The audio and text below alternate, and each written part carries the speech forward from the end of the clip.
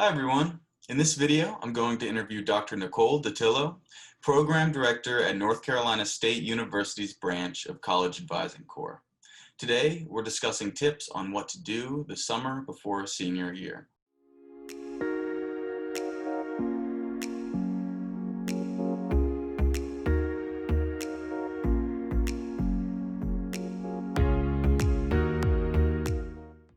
Dr. Ditillo, thanks so much for joining. Thank you, Jackson. So let's think about this in chronological order. What are some things that rising seniors can do in June, right after they get into summer break, to set themselves up for a successful college application season? Sure. So I think one of the first things that seniors can do, if they haven't done so already, is start to create that college list.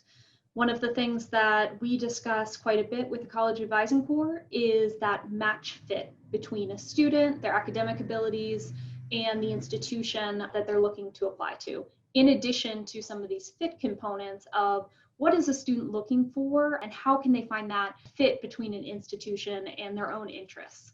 So I think a great way to start, there are a lot of college search tools out there. In North Carolina, we use CFNC, which is associated with the state, but College Board and a number of other organizations have really great search tools. A student can look to see where does their academic profile fit compared to what an institution's academic profile looks like, or the 50% of applicants, what's their GPA and ACT scores or SAT scores, and how does that applicant fit within that 50 percentile of normal freshman applicants. And so for those students, they can see what are going to be some target schools. So where are schools that I would fit really within that 50% range, as well as looking at schools that are going to be a reach for them. So where they may be lower on the academic profile of the institution, picking one or two schools that may fit within that range, as well as one or two schools that are going to be considered safety schools, or schools where they feel pretty confident if they apply that they'll be accepted. I think for seniors, like I said, if they haven't already done this, it's a great time for them to build this list.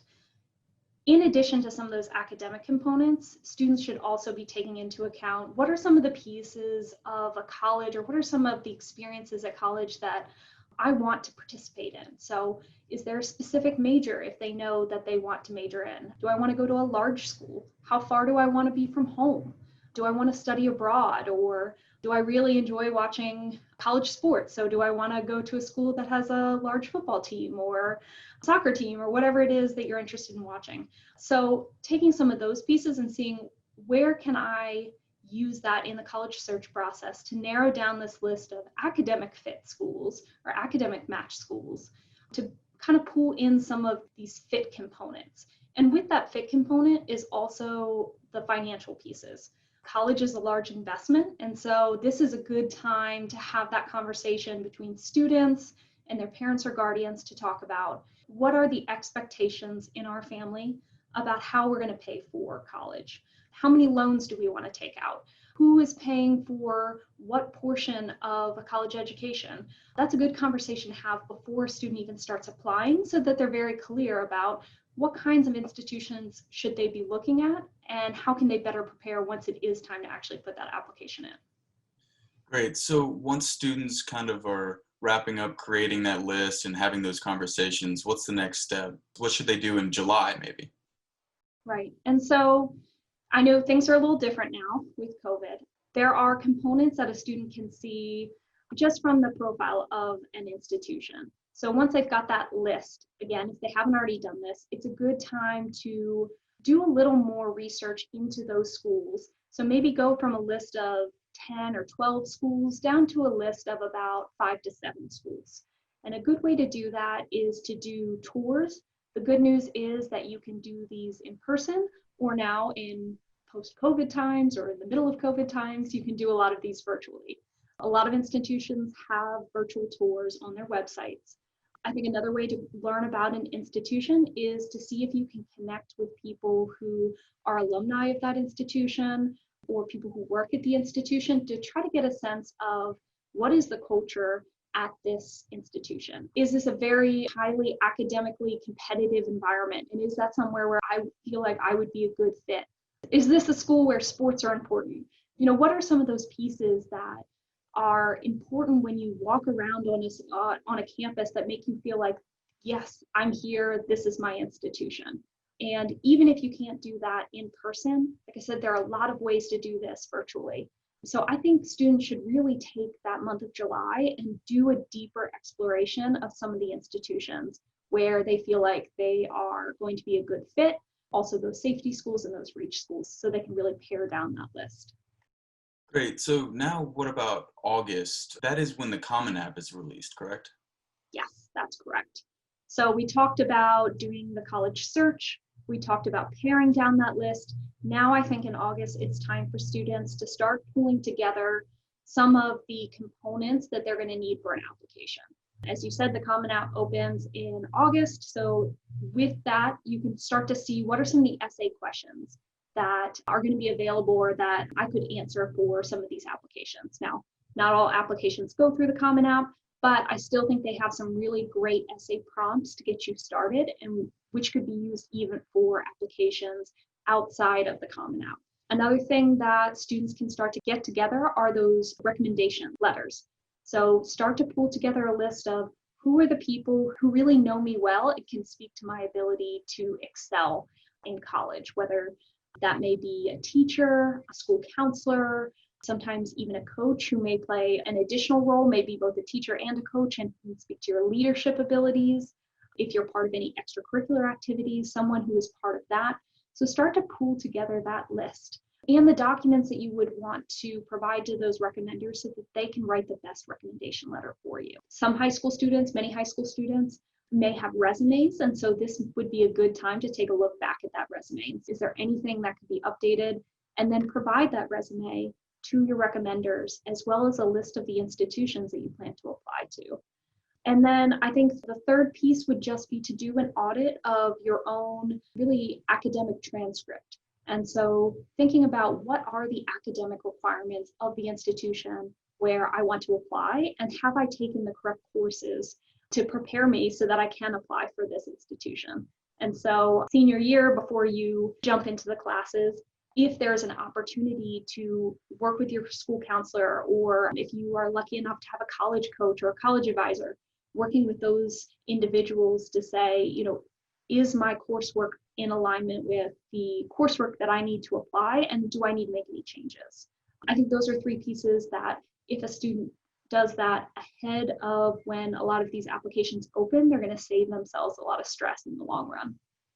So prepping for college applications is clearly important, but students have responsibilities outside of their college prep as well. So do you have any advice to help students stay balanced and minimize the feelings of stress or anxiety that they may be experiencing? Absolutely. College application process can be very daunting, and we know it's time consuming. The best thing a student can do is to start early. You may not be able to actually turn in the application, but you can start to get a sense of what are the materials that I need to have ready. So when the application does open, I'm ready to go.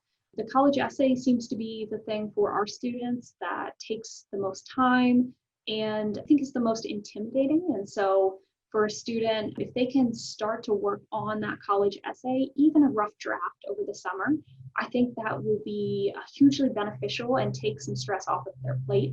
Once they get into the school year, they have coursework, they work outside of school, sports and activities and all these things. So if that's one less thing that they can do during the school year, I think that could be really useful. And the advantage to doing all these things early is that you get to actually enjoy your senior year of high school, which is a really important time in a lot of students' lives. So I cannot stress enough, starting to prepare early is really useful, and then blocking out time in your schedule so that you are actually making time for some of these pieces, for filling out applications, for editing essays. Treat college applications almost like it's another class that you're taking, and block out time on your schedule so that you have time to do those things. You don't have to do it all at once. I love the adage of how do you eat an elephant? One bite at a time. College application process is a lot like that. just one step at a time, take one little piece, and you'd be amazed how much you get done over a period of time.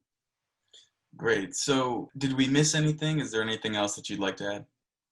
No, I think the biggest piece that I would add in is really that there are a lot of different pathways to get to college.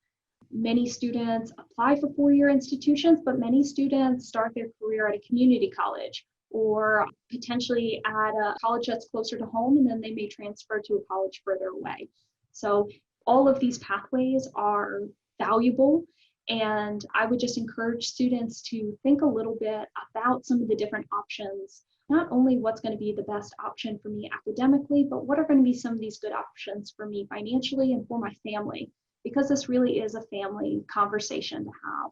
Although it is something that the student needs to take the lead on, it's something that the family should really discuss as a group. So just remembering that there are a lot of different pathways, to be open to a lot of those different pathways, and then you don't need to make the decision when you apply.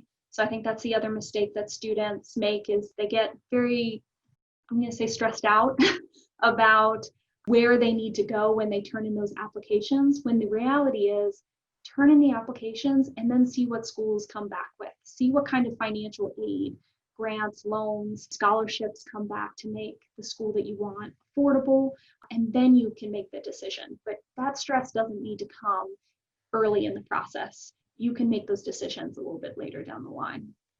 Absolutely. Well, thanks again, Dr. Ditillo, for joining us today. Absolutely. Thank you. If you like this video, please give it a thumbs up. And for more interviews like this, please subscribe. Have a great day, everyone.